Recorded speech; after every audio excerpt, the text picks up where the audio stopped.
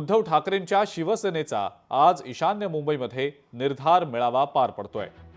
आदित्य ठाकरे यांच्या हस्ते मेळाव्याचं उद्घाटन करण्यात आलेलं आहे, तर संध्याकाळी 7 वाजता उद्धव ठाकरे या मेळाव्याला मार्गदर्शन करणार आहेत। या मेळाव्याला ठाकरेंच्या शिवसेनेतले अनेक नेते संबोधित करतील।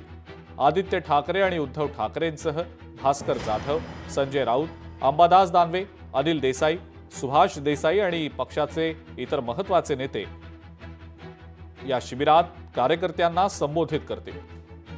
मुंबई पालिका निवडणुकीच्या दृष्टिकोनातून आणि पालिकेमध्ये ठाकरेंच्या शिवसेनेची संघटना अधिक मजबूत करण्याच्या उद्देशाने आज दिवसभर हे निर्धार शिबिर हे चालू राहणार आहे।